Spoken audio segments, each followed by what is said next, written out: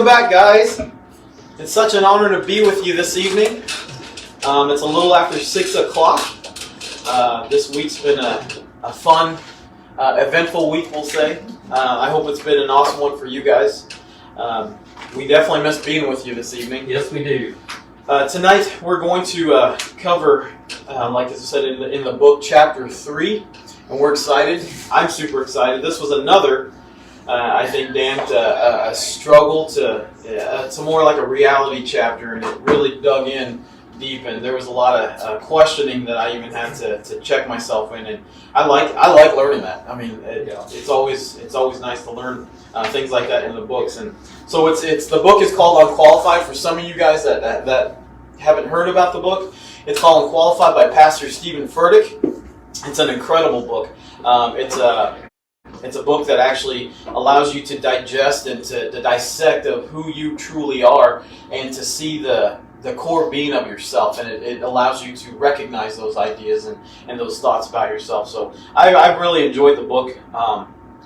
I say that because, and we're probably going to talk about it here tonight, I've read a lot of self-help books, if you will, and things like that, self-help business books, and this actually explains how and compares how this is kind of like that, but actually it correlates more to the Bible, which I think is the best book to figure out self-help. Yeah. So thank you guys for being with us this evening. Yeah, as far as announcements go, I know we haven't really heard anything new yet as far as church is concerned. Is that correct? Yeah, that's correct. Okay. Still, we do know that as of the 1st of May, that the original lockdown, stay-at-home thing, whatever you want to call it, is supposed to kind of be relaxed. And the health department in Neosho has, released those little guidelines for churches and that kind of thing. But as far as when we're actually coming back to church, I know that none of us have heard yet. Although I am pretty sure, we're all pretty certain life groups are going to continue this way for at least another month. Yeah. I would say minimum. Even if church starts, I don't think they're going to allow life groups for a little while. So we will be continuing this format for some time. But I mean, maybe if we can all at least get back to church and be able to see each other in person, I mean, that's a plus. Yeah, That's a step forward. So I'll definitely be looking forward to that. But as far as other announcements, I mean, there's not really much going on right now with everything that's taking place. The only thing that I wanted to throw out there is, for those of you that haven't heard, a Lysol spokesman did say that under no circumstances should our disinfectant products be administered into the human body through injection, ingestion, or any other route. So I just wanted to share that with you all and make sure that you're aware that that's that had to be very shared, important. Right? I mean, that had to be shared by that representative. Yes. Anyway. That's fun. Oh my goodness, it's so funny. I sit out here at work, all day long, and I listen to preaching and teaching and all that kind of thing. And of course, right in the middle of all that, we have these political programs, these talk shows and that kind of thing. And of course, they started talking about, I guess in Trump's little message that he gave yesterday or the day before, he insinuated that maybe looking into injection of Lysol products and that kind of thing to help solve this COVID-19 thing or whatever. And oh my goodness, you talk about the backlash and all the comment, of course, and this Lysol, if you haven't been on the news and look, Lysol actually put that out. Right. They literally put that out as a memo to make sure nobody injected Lysol into their system. But it does make you wonder how many people, actually take that into consideration. Yeah. Like, wait a minute, maybe that will keep my system clean or something. Yeah. Well, I think that when fear is introduced into some people's lives, I mean, they kind of go to extremes sometimes. Mm-hmm. And so I guess that's why when you're in high up places, and I'm not saying that Trump meant that. I've seen the video little clip that was taken out of, and quite honestly, I think there was more to that story because of the way the clip went, but I've not had a chance to go back and look at the rest of that. I find it hard to believe that he would encourage that kind of treatment. But I thought it was kind of funny to the fact that Lysol had to get out there and release that memo to everybody. So I couldn't resist that one. But anyway, now that we're past all the nonsense announcements, all that kind of thing, again, yeah, Scotty said, welcome to tonight to Altered, and we're into part 4 of this series that we're going through, and tonight's pretty awesome. The name of the chapter is Complicated. And, you know, whenever I read this chapter, honestly, it's complicated. Oh my goodness! I mean, yeah, it really just gets you to the core, you know, because when you sit there and what it discusses in the chapter and everything, it's just so real. Yeah. I mean, you know, there's just a lot of our life is complicated a lot of times with the things that we go through. Yeah. And trying to figure ourselves out. Right. You know, I mean, just trying to get to the core of who we really are. A lot of times it's complicated, and so basically, this chapter is talking about peeling off our layers. And we can also look at that as our walls. Yeah. It's, you know, if you kind of get into the context of things, a lot of us have walls in our life that we've built up for one reason or another. And a lot of times those walls are built there for self-protection reasons. You know, there's issues that happen in our life, there's situations that happen in our lives sometimes that causes us to be on guard. Yeah. And then we will build those walls to try to protect ourselves from letting something like that ever happening again. And before you know it, we have these walls layered on top of layered in our life because, you know, sometimes it just seems like so much stuff happens to us. And how do we dig into those layers? Right. You know, a lot of times whenever God's trying to move us, and He's trying to put us in a position to help other people, and He's putting us into a position to be leadership and ministry and that kind of thing. A lot of times we have distraction in our life because of all the layers that we've built up. We have a hard time digging into those layers to try to find the core of what's needed to fulfill that mission that God has laid before us. And I know that, you know, when it comes to layers, we all have them.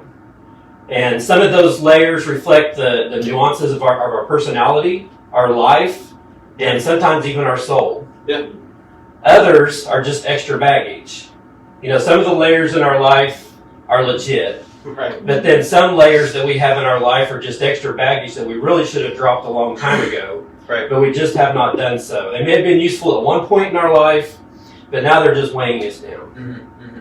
And I've been thinking a lot about layers. I've been reading through this chapter as I dive into the next level of redesigning my life.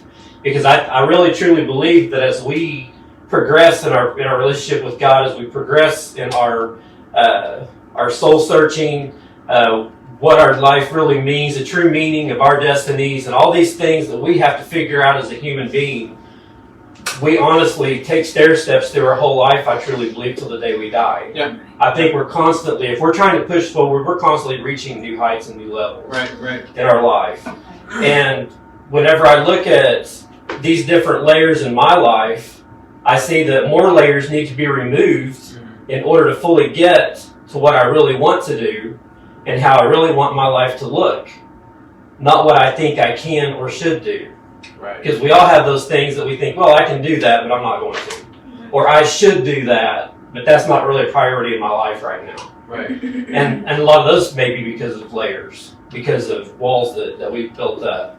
And so in order for us to get to what we really want to do, what we really need to do in our life to make our life worthy, then we've got to figure out where these layers are at. Right. Sometimes it takes a while to get to the real thing, to what is truly us. When we spent years, maybe decades, doing what we think we can or should do.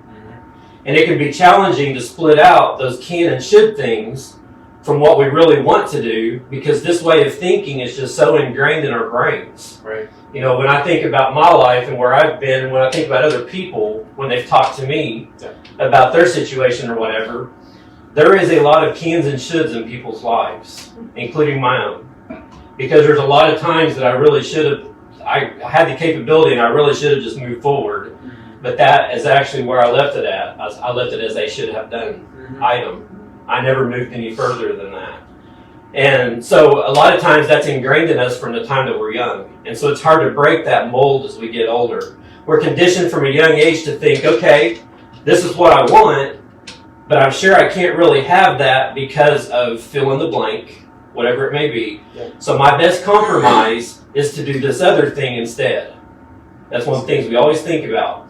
It'll at least channel some of that passion or make me some money, and I'll be able to pay my bills at that point, or et cetera, et cetera. Yeah. So we'll make some excuses for the places that we feel like we can't get to where we want to go because of whatever reason. We'll just make some excuses in our life to be able to move past that and maybe do another version or another form of that rather than do the right thing, right? And do the thing that we should be doing.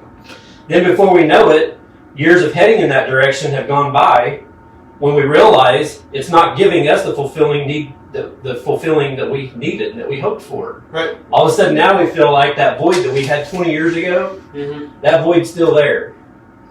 Because we just kind of messed our way through our life and, made this excuse for that and that excuse for this, and tried to just fill those voids with what we knew, what we were comfortable with, instead of pushing ourselves out there. And then we find out 20 years down the road that we're no better than we were 20 years ago. Those voids are still there. So to be clear, these experiences are often quite valuable, and they can be great fun for a while. They can result in great learning, creative work opportunities, new friendships, new experiences in our life. So our gratitude for all of that thing should be real. But the trick, though, is to realize when it's time to step back and take a clear-eyed look at what we're doing with our life, what are we doing with our time, and see what layers need to be peeled back, or maybe even need to be removed from our life. We have to come to a point eventually where we have to deal with that. And so what do we want, more or less, in our life? That's the question. Do we want more? Do we want to keep moving forward? Or are we really okay with living in the less factor of where our lives are? Can I say something? I agree with you. I think the truth is we're complicated creatures. Yes. And it mentions that in the book. But the beautiful part is God knows that we're complicated. Yeah. And the Bible's actually equipped to work through our complications. Yeah. We've talked about our highs and lows, our pros and cons, the little things that we deal with that we can't figure out. Like, God, why are we going through this? Why are we going through that? When we think we're trying to get through those layers, we're actually adding on to those layers, like you were saying. Yeah. If our intentions aren't truly finding the right things, or if they're truly not about, it's hard to figure out, down to the deep core of you what's hurting. So sometimes, naturally, we push those hurts aside. Like the title, It's Complicated. How many of us have used that title as an excuse? Yeah. Excuse in relationships. Excuse It's in... a good excuse. Yeah, it is. Actually. Think about it. Even excuse... on Facebook in a relationship, it's complicated or it's complicated or something like Right. that. And even there's even a Facebook title for that feeling, Yeah. And the thing is, how many times, and I said it myself, how many times have we told God it's complicated? Yeah. We say, God, search my heart. God, fix me. And He says something and shows you something that you need to be dealing with. You're like, God, that's not it right now. It's complicated. Yeah. How many times have we done that? I've done that many times. When really those are the issues that He wants you to push through. He wants you to get through those layers. It's just... I'm gonna harp on the self-help books a little, but every time we go to those self-help books, what they seem to do is they seem to put an image in front of you of the person you need to become. Yeah. So in turn, that adds those layers because you don't think you're good enough, you're not qualified enough to become that person. And so whenever you're trying to be that person that this self-help book is showing you, you're actually becoming a person that God's not making you to be. Yeah. That's not the purpose you're following. You're not following God's purpose. You're following the book's purpose. Yeah. Think about that. And I was thinking to myself today, I was looking at all these self-help books that I've had over the years, and there's times in my life I had to tell myself, I need to get away from the self-help and go towards the God's help, which is the Bible. That's the most important book. And how many times have we heard that saying, we don't read the Bible reads us. Yeah. I just truly believe that we're complicated creatures, and it says in the book, our identities are a mixture of emotions, memories, thoughts, goals, habits, prejudices, and philosophies. Yeah. That right there is complicated to think about. Think about all that we just read. So we're consistently morphing, and we're continually reinventing ourselves as we get older, like you mentioned earlier. Those self-help books, they tend to they say. What they normally do is they dissect our disposition and kind of push out our personalities, if you will. Yeah. They make us go after someone that we want to be, not exactly who God's made us to be. Yeah. Sorry, I was. That's good. And actually, when you compare the Word to those self-help books, Yeah. okay, self-help books kind of follow the same structure as the Word of God does, and the fact that how many times have we read the Word, or other people have read the Word, and one of the comments that came out of that was, "Man, that read my mail."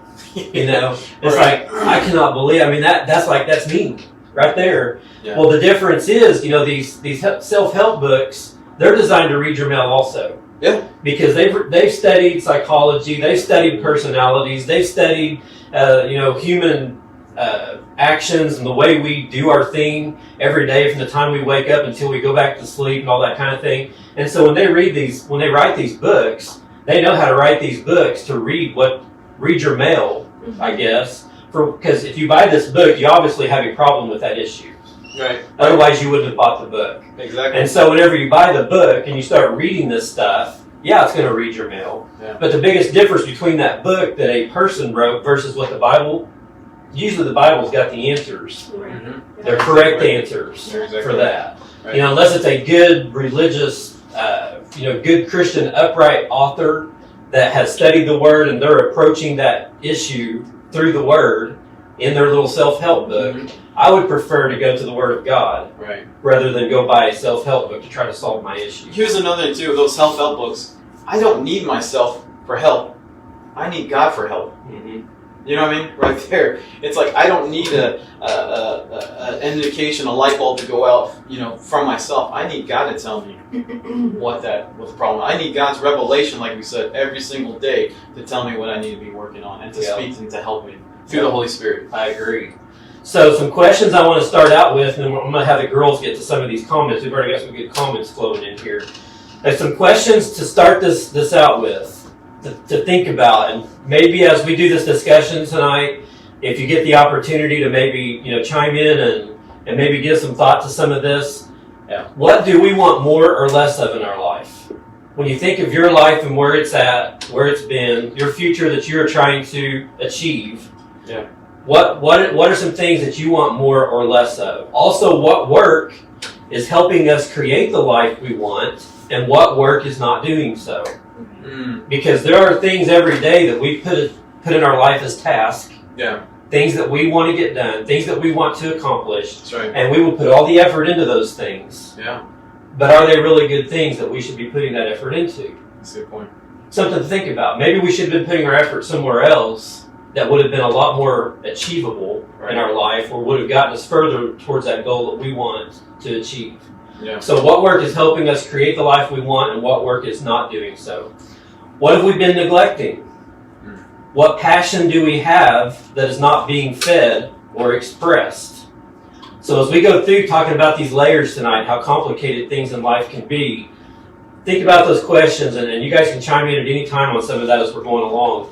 Having that core, that foundation of things that makes us come alive is the most healthy starting point. Yeah. The things we love should not just be an extra. Not something we get to do if we have time after work or our other responsibilities. We are much more likely to head down the right path or switch gears sooner when needed if we are living from the foundation of who we truly are and what we love.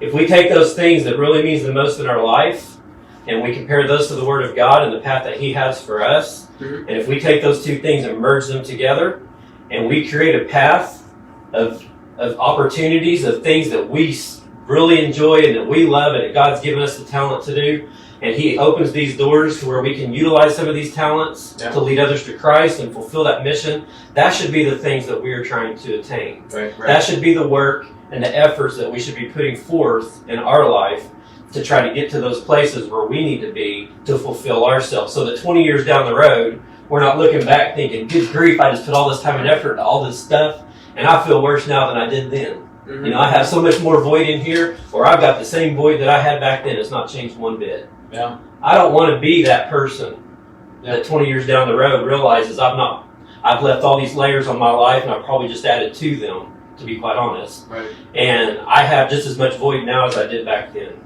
I don't want to be that person. Peeling back and discarding layers that are no longer needed can help us see that foundation even more clearly.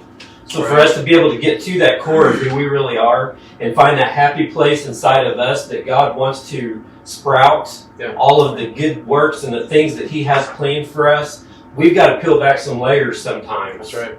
To be able to see what that is and figure out where that starting point is at. Right. The urge to delayer can arise at any time, but there's usually a clear prompt.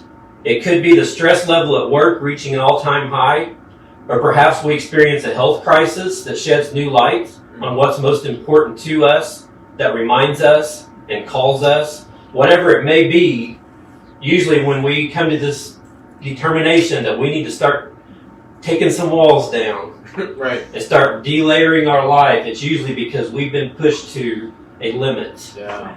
And it has all of a sudden become totally blatant right there in front of us that we've got an issue, Right. Right. that we've got something that we've got to take care of. And I feel like there's no better way to open this than with a song from Taylor Swift and Avril Lavigne. Do you want to read the comments And- first before you go? Yeah, we'll go ahead and do that. We'll read some comments and then we'll get to Taylor I wasn't Swift. sure when you wanted to insert them, so I was Yeah, go ahead. Brian Smith said it's often complicated because we sometimes have yet to understand how we feel. And then Dee put on here, some of the most complicated times of my life was when I tried to self-help myself. It's all in the it's all focused on the self. Yep. I agree. A lot of truth to that because I guess they're well named. Self-help. Right. And if I don't like what they're saying in that book, then I'll just keep doing what I want to do. So, yeah, that's good. There's a lot of truth to that. Well, there was a song back in 2013 that came out called Complicated. And I know that you guys, if you heard this song, you have to go YouTube it later. I know that you've heard this. But I just want to read a few of the words to it. Verse 1, it says, "Chill out. What are you yelling for? Lay back. It's all been done before. And if you could only let it be, you will see I like you the way you are when we're driving in your car and you're talking to me one-on-one, but you become somebody else around everyone else. You're watching your back like you can't relax. You're trying to be cool. You look like a fool to me. Tell me, why'd you have to go and make things so complicated? I see the way you're acting like you're somebody else gets me frustrated. Life's like this. You fall, and you crawl, and you break, and you take what you get, and you turn it onto honesty and promise me I'm never going to find you fake it. No, no, no. You come over unannounced, dressed up like you're something else. Where you are and where it's at, you see, you're making me laugh out when you strike your pose, take off all your preppy clothes. You know you're not fooling anyone when you become somebody else around everyone else. You're watching your back like you can't relax. You're trying to be cool. You look like a fool to me. Tell me, why'd you have to go and make things so complicated? I'm not a big, I am not a big Tyler. I'm singing the song in my head going. It's not Taylor Swift. Yes. Yeah, they both did that song, and if you go to YouTube, there's a mashup. And it has both songs played on top of each other. Oh my word. So you can hear both of their lyrics and their music in the background. It's Ben said he wants hilarious. to hear you sing that. I like the no part. No, no, no. Hey, on That page was awesome. 2, there was a spot there that had like 10 notes right in a row. I could have got really going on that one. That's awesome. But what's funny about that song, I'm not a Taylor Swift fan by any means, or Avril Lavigne, but that's how society, you know, they put on a show Yeah. in the world, okay? And, you know, when I read those lyrics, I'm like, you know, as I've grown up through my teenage years and then, you know, got into my 20s and even to the point where I'm at now in my 40s, I still see people all the time that fake it. I still see people that they get around their friends, they get around their family. They're somebody completely different than who they are in the real world, they change depending on who they're around. Right. And in their life, they are making things so complicated because they're literally having to live bipolar. They feel like they got to satisfy this group of people, then they come over here and they feel like they got to satisfy this group of people, and then they come over here and feel like they got to satisfy these, and then they got their friends that are out there calling them out on it because of the way that they're acting. And when I think about that, that's not really the kind of life that I would want to live. You know, and that's one thing that I love about God. When He gets into our life, and when God comes in and changes us, and He gives us an actual path to be on, and He calls us to duty, Yes. then I know that I can be one person. That person that God's made me to That's be. right. That's right. That's where I have to start peeling these layers off of the world when I was out here with these guys, trying to fit in with everybody for every situation, no matter what it is.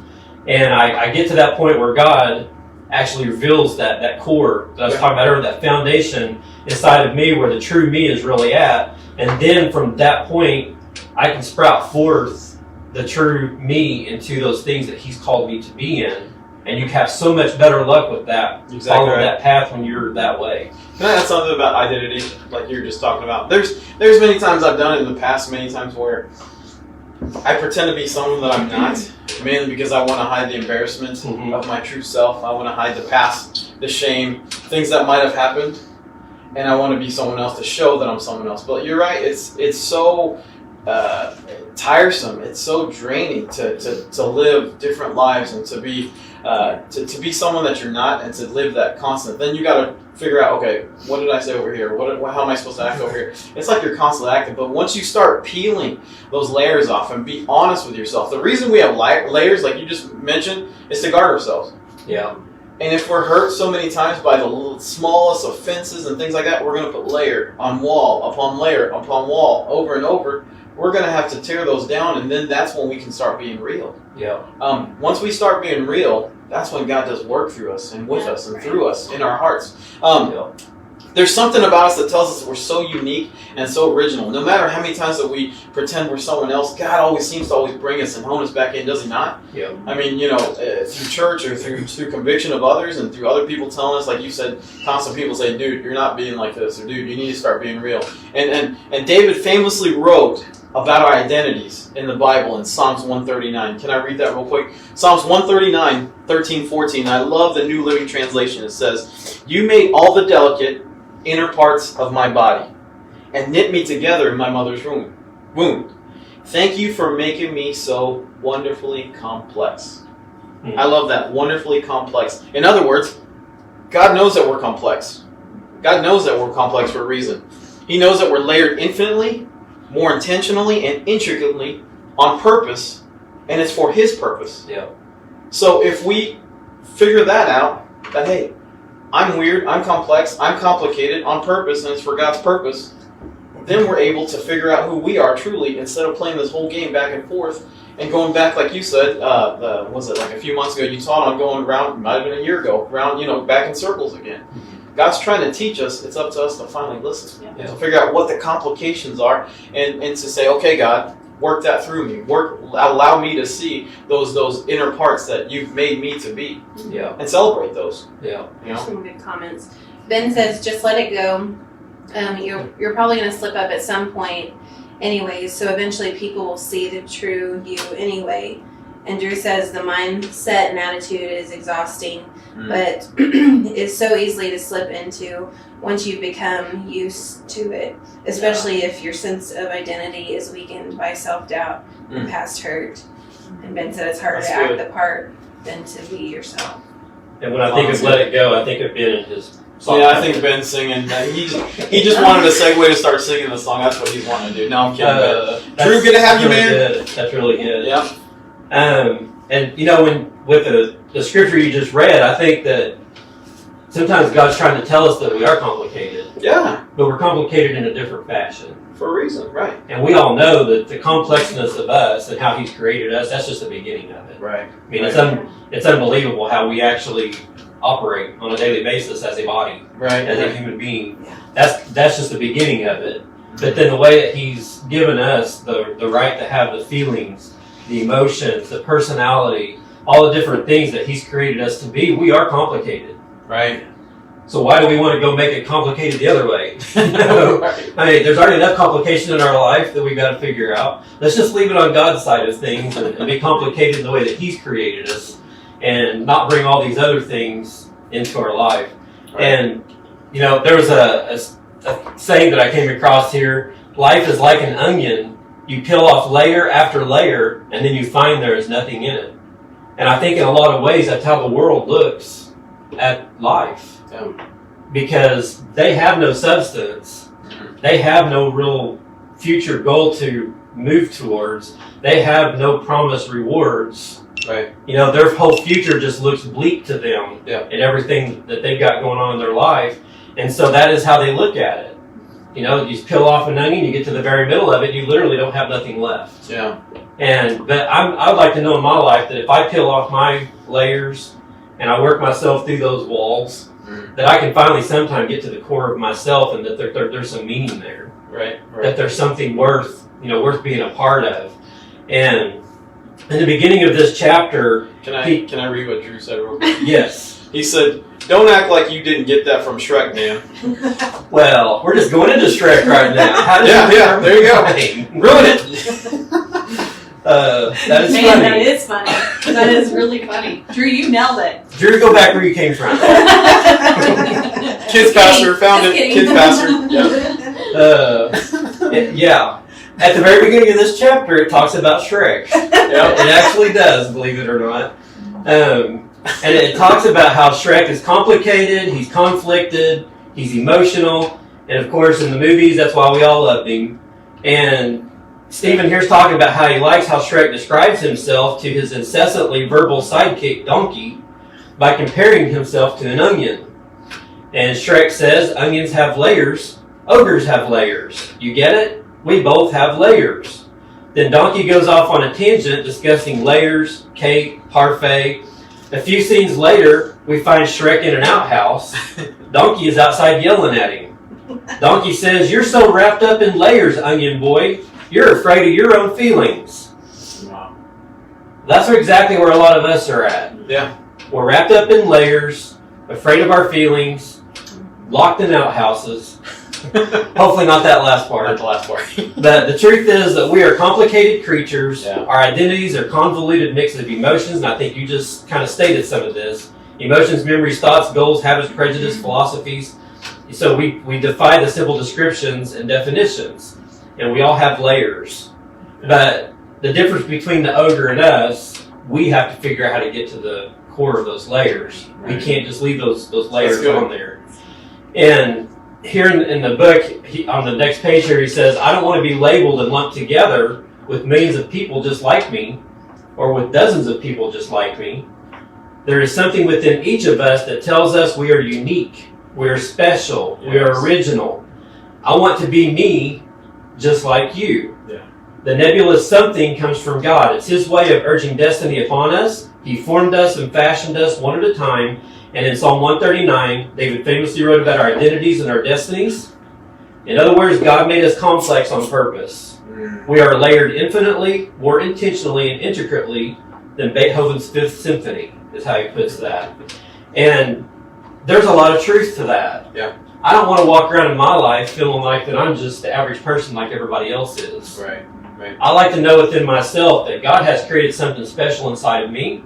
God's created something special inside of Michelle, inside of Vicky, inside of you. Yeah. We all have the traits and the talents and the things that God's given us Right. so that we can, be in the certain areas of our life that He's put us. Yeah. There's no way that I'm going to be as effective as I should be in some areas that Vicky's going to be Right. effective in. Right. Or that Michelle or that you're going to be effective in, vice versa. There's places in my life that God can use me, Yeah. and that He can put me, that you guys probably would never, be able to even make a difference Yeah. in people's lives. And I kind of like the fact that God's made us that way, Mm-hmm. because I don't want to be just a common whatever. Right. Someday when I stand before God and I stand before the throne, I want Him to look at me and say, "You know what? You're a very special person, and you've done some very special things for me. Yeah. You did some things that only you could possibly do." Yeah. But to get to that, it was a job, work in progress. Right. I know you had this and this and this that you had to work through, and there's things in your life that you had to overcome to get to this point. But well done. Yep. You did exactly what I asked you to do. Yeah, right. And your performance was great. And it's not all a performance thing for me. I just want to make sure that I please my Savior. Yeah. I want to make sure that I please my God. And the only way that I'm going to be able to do that is to be able to get to the core of some of these problems in my life that I have allowed to stack on top of each other and create roadblocks within my life. And the only way you get to do it too, just to add a little bit, is being you and focusing on being you. You know, I don't want to get to think about like in the heaven and God says, you know what, you didn't try to be like Dan as much as you could have. Because that's not our calling, not try to be like someone else. You know, like you just said, I want him to say, hey, you did a good job of being you. And with the talents that I gave you, you know, you did awesome. You know, that's what I want to hear instead of trying to compare myself. Because a lot of people, you know, through this and identity, we try to measure ourselves up to someone else. And we've said that throughout the whole book that who we're not or what God's not called us to be. Yeah. In this book, he talks about a situation where, you know, in the intricacies of our life, if we don't recognize the value of ourselves and recognize where we actually stand in the plan that God has put us in, that sometimes we attempt to fix things, what we think is damaged. We try to fix it on our own, but in a lot of cases it ends up backfiring if we're not careful. And he put a story in here to kind of to display that or whatever. A few years ago, an amateur art restorer in Spain made headlines for doing just that. She didn't mean to, she was just trying to help. But there was a lady named Cecilia Jimenez, an 80-year-old parishioner from the Sanctuary of Mercy Church in Borja, Spain.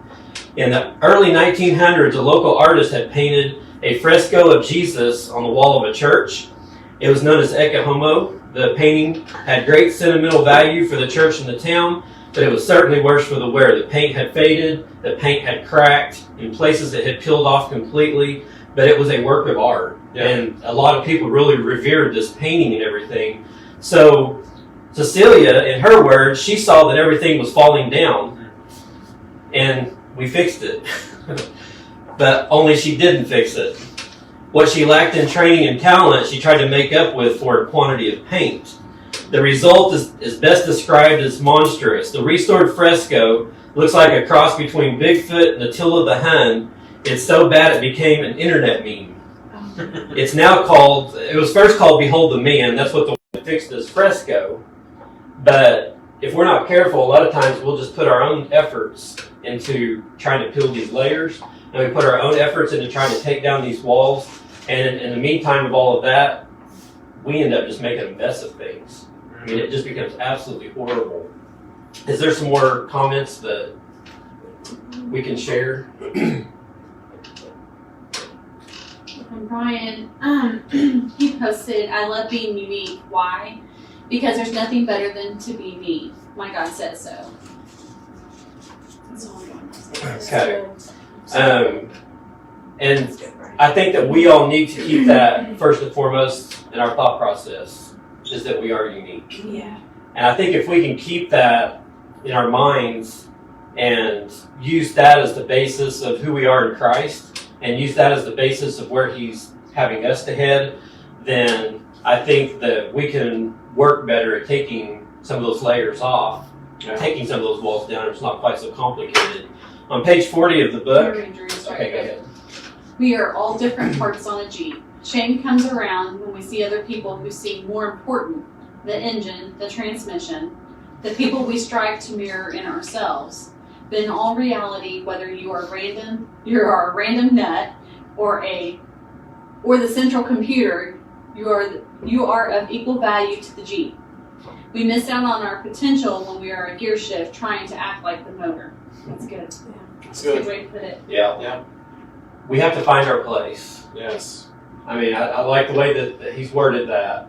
I think we've all probably taken things in our lives sometimes that was meant for one thing, but we've tried to use it for something else. Mm-hmm. And I think it comes back to the story, that we just shared. It can backfire on us if we're not careful. And so I think that if we can ever get to the point where we understand the true reason that God's created us and the tool that He's tried to create us to be, then we'll be a lot more successful in that path that He's put us on. Going to page 40 of the book, it says, God knows you better than you know yourself. He looks inside the deepest crevices of your heart. He sees the secrets you've hidden from everyone, maybe even yourself. And here's the best part. God knows everything about you, including the ugly parts, the broken parts, the dysfunctional parts, yet He still believes in you. He still has a future and a hope for you. That's good. How many times I mean, have you guys ever tried to hide secrets even about yourself? Oh yeah. You know, when I read that, I think it's one thing to try to hide things from people, other Right. people. Right.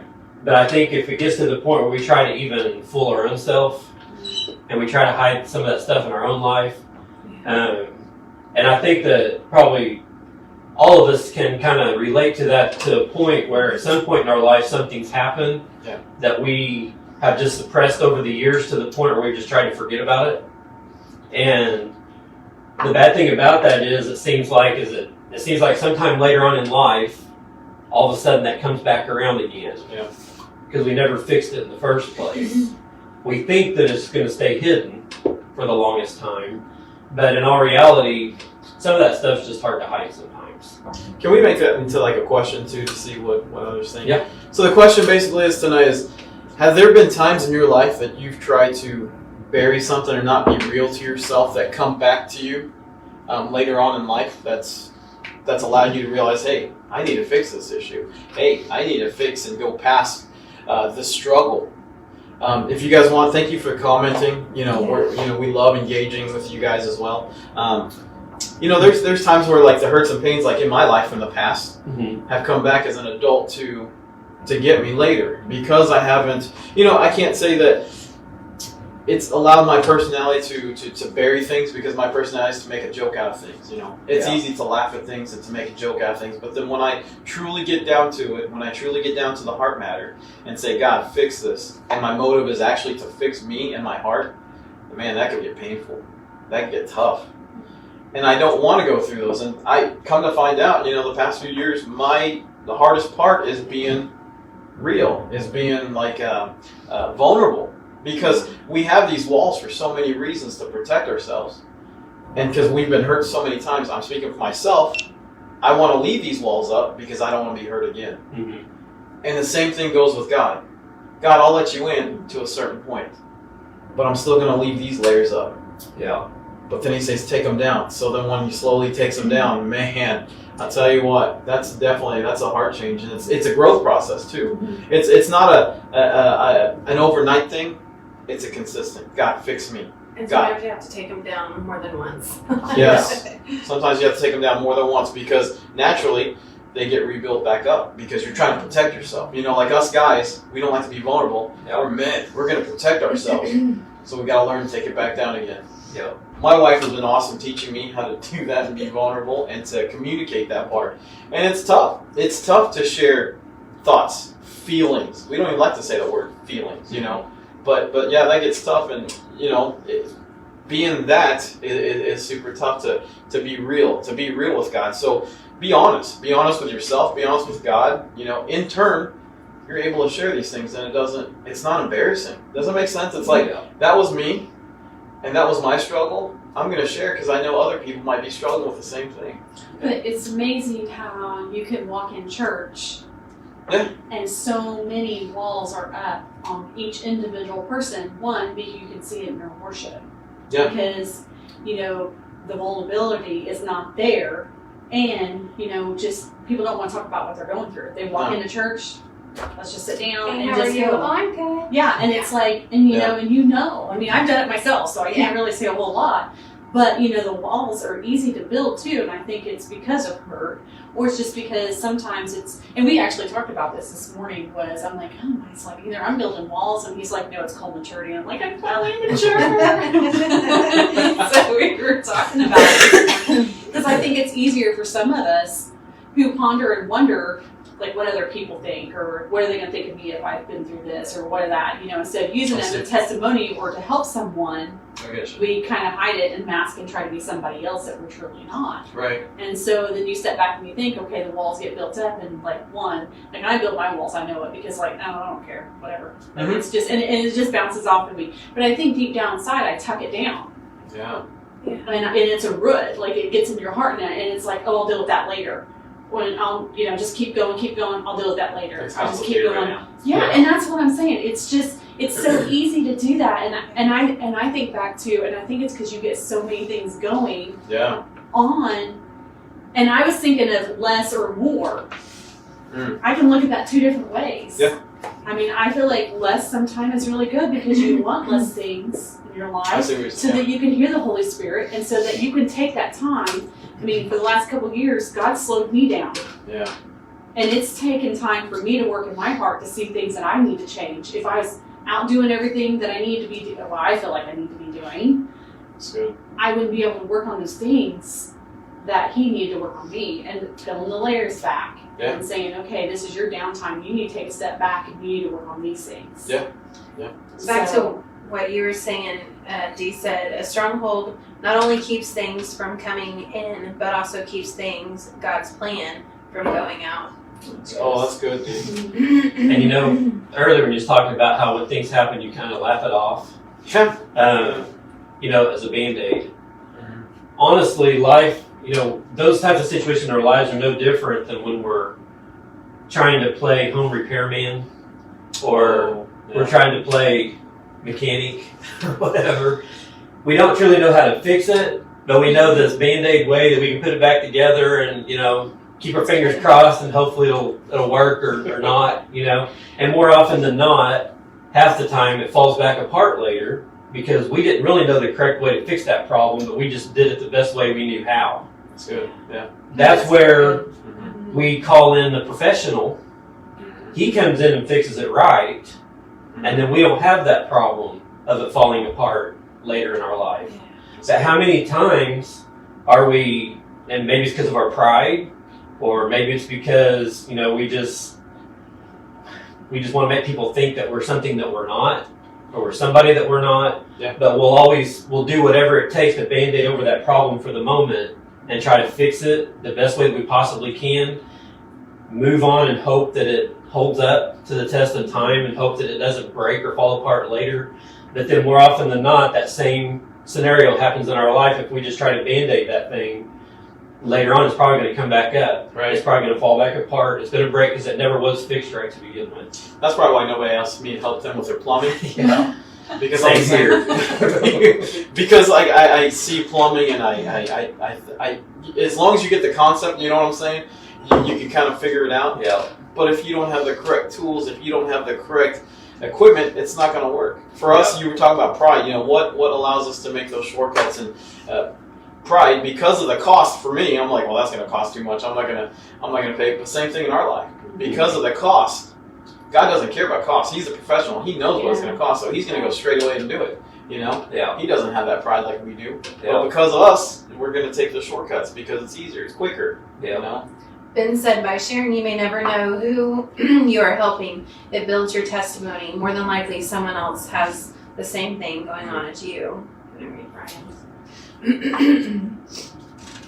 Brian said, for a long time I tried to hide my guilt of having seen something I'm not proud of, but you can't hide from what your eyes see. It takes courage to face your demons, and better than that.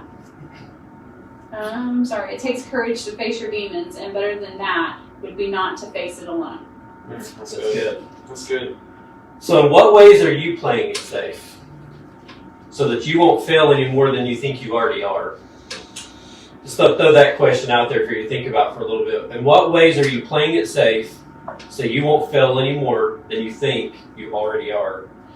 Here on page 41 of the book, he continues on and he says, often we think we know who we're supposed to be. We have an image in our heads of the perfect version of ourselves. And we dedicate a lot of time, a lot of effort, and desperate prayers to manifesting or manufacturing that image. But the more that we walk with God, the more that we see unexpected ways He uses unlikely people, the more convinced we are that we often have an incomplete image of who we were meant to be. Before we launch into some well-intentioned but amateur restoration attempt, we need God to reveal who we are and who we can become.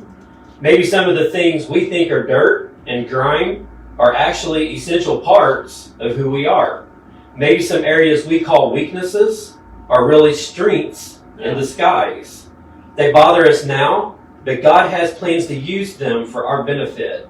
They are an essential part of who God made us to be. Erasing them would be a travesty. On the other hand, maybe some areas we wish we could improve aren't part of our true identities at all. Yeah. We want them to be, because we've been listening to other people's misguided expectations of our own unhealthy comparisons We feel frustrated because we can't make progress. But is it possible to multiply what God didn't give you to begin with? Ooh, that's good. We need to drop those pursuits and instead focus on what God has entrusted to us. That's heavy. That's good, yeah. I mean, I think about that and I think, there's a lot of pursuits in my life that I pursued in the past, and I look back on those now, and I realize that those were a Daniel pursuit. And I put a lot of time into those. I put a lot of effort into those. I was pretty irritated when they failed. Yeah. I was pretty aggravated when they imploded in front of me, and I wasted all that time before. But I was so focused on what I wanted to do and what I thought that I was supposed to be doing. I never took the time to get on my knees and ask God what I was supposed to be doing. Wow. I never took the time to try to figure out. And I think there's a lot of truth here because of the fact that sometimes we look at our weaknesses. We do whatever we can to try to shed those things off of us. We don't want to look weak in front of people. We don't want to look like we're messed up. We don't want to look like that we've got some bad things going on in our life that we don't have it going on. Yeah. I think a lot of times we try to dress things up just like it was talked about a while ago when you guys were talking about how we come into church and how are you doing? Oh, I'm doing great. I'm doing fine. I've left my baggage at the door for the moment until I leave and I'll pick it back up as I go back home. Yeah. But I'm fine. In all reality, they're not fine. Yeah. In all reality, we're not fine. And a lot of times those things we try to shed on our own for our own personal reasons and our own vendettas. But what if God is trying to teach us something with those things that we have in our lives? Or maybe there is a lesson to be learned there that He's going to apply later, that if we allow Him to work His work and we allow Him to keep us on the right path that we need to be on, that someday something huge and awesome is going to come out of that. Yeah. We would never see that Right. come to fruition if we manually ourselves try to shed this stuff off of us when God's trying to keep it there. And He's trying to mold and make us through that dirt and that grime. He's trying to make something beautiful out of that. Yep. Something that we've talked about here in the last couple of weeks.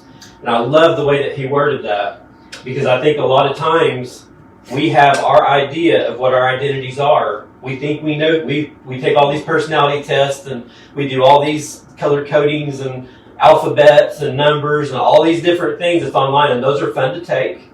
I will say enneagrams, whatever they are, they're fun to take. Yeah. And it's interesting to see how they read your mail. But a lot of times I've seen a lot of people that's me.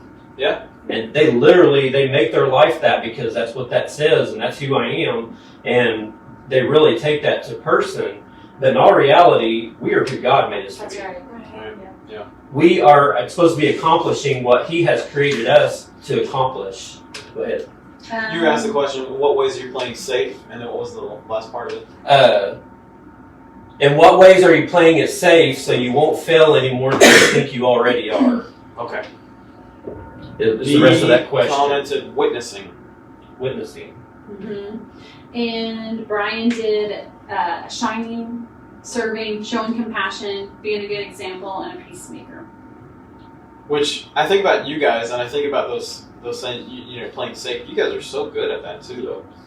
Like Dee, she's really good at wincing, is she not? I mean, I feel like I think she is. yeah, I was gonna say I do too. I mean, she has been someone that I've watched over the years just welcome people into the church and just love on them and just show them the most compassion and love that I've never seen, and knows things about their family, loves their children. And I'm just like, there are a lot of people that can't even do that. Right. There are some people that are gifted with that, and she is amazing at it. Sorry, Dee. I'm like, you I want are. to be the Well, yeah, she's my hero. You're You our see hero. a lot of people that everybody knows them, but Dee's like, not only does everybody know them, she knows all those other people. Like, she knows everything about them. It's really neat how, because she's engaging. She makes the session, And Brian, I see you as a good example. I mean, you're a shining light, man. When you were talking about what was he talking about? He was talking about forgiveness. You've mentioned that before, and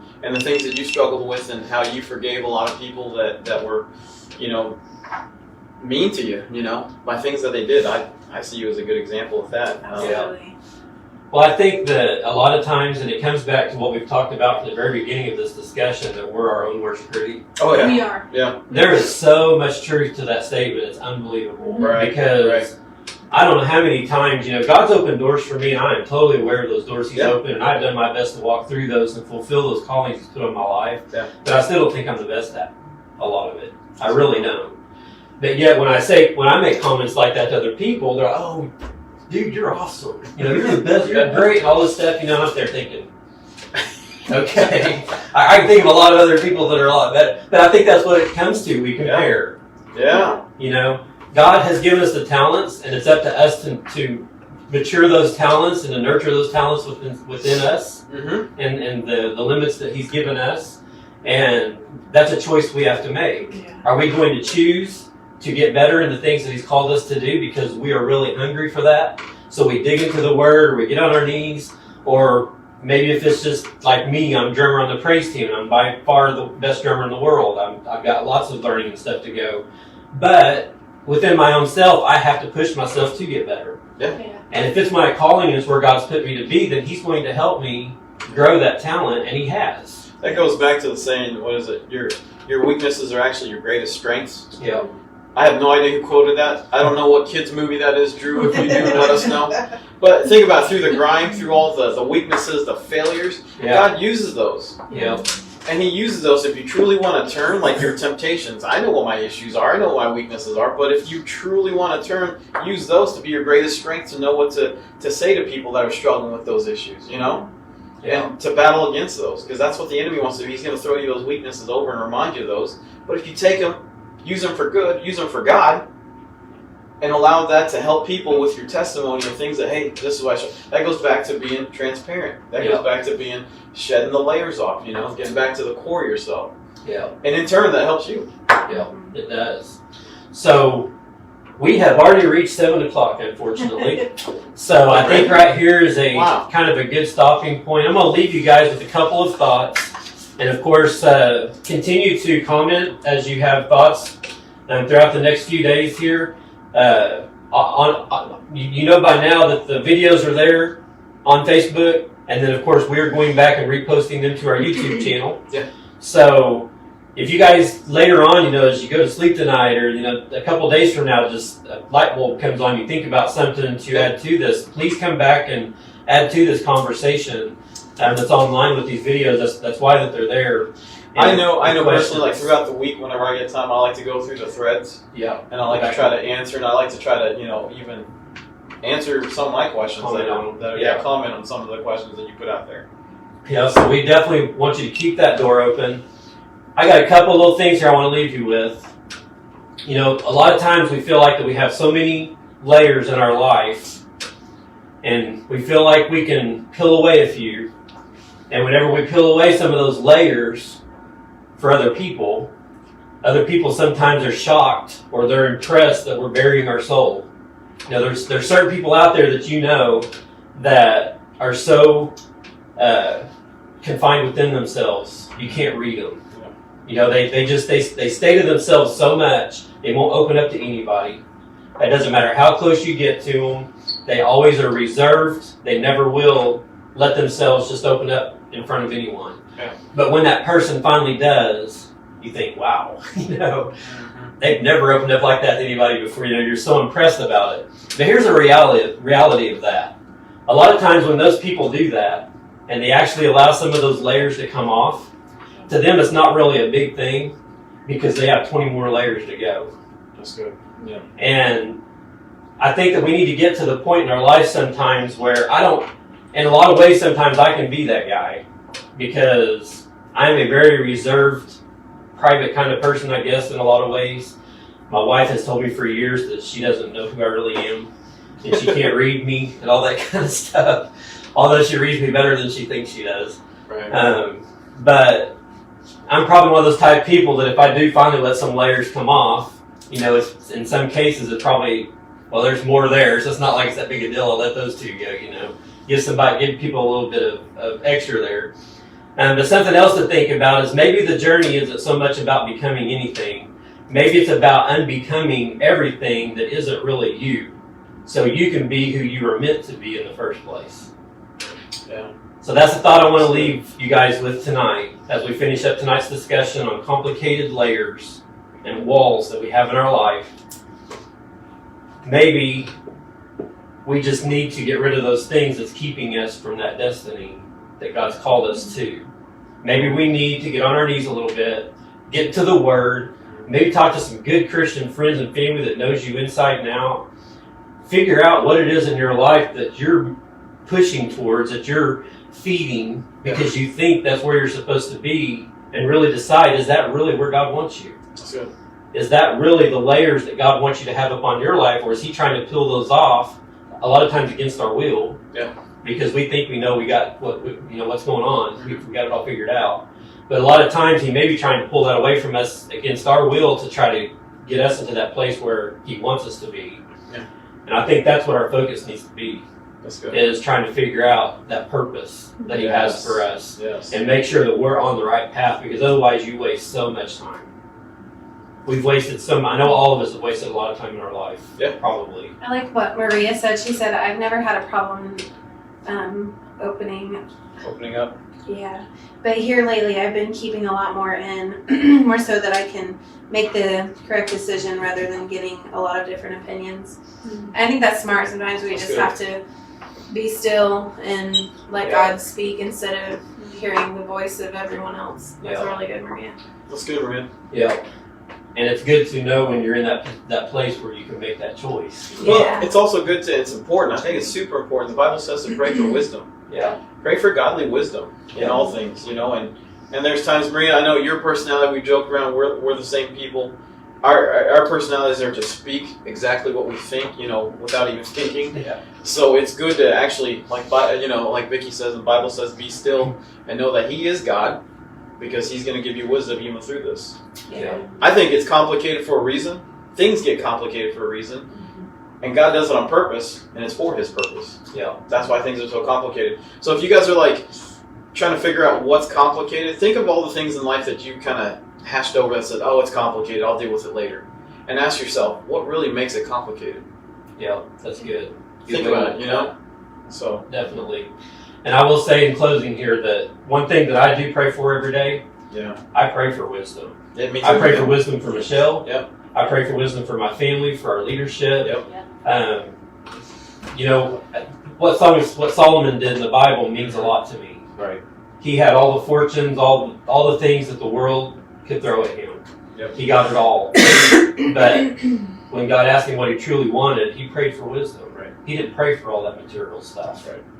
He prayed for wisdom. I love it. And I think that in our walk with God, that's the only way that we're going to succeed. Amen. Yeah. Is if we live in that wisdom that He's given us. So, anybody have anything final as we're done for today? That's good. So, we'll be back on Wednesday night at 7 o'clock, and hopefully you guys will be able to join us again. We've really been enjoying all this, but like we said, we're ready to get back to church. So keep praying for that. So, And be praying for baby Addie. Yes. They're actually, we've had a whirlwind of last week. They're actually taking her on Tuesday at 12 o'clock in Kansas City. So this Tuesday. This coming Tuesday. This She Tuesday at will noon. be and we're trying to decide whether we go up and sit in the parking lot Right. and see what happens when she has the baby, or to stay home because we can't go to the hospital. Right.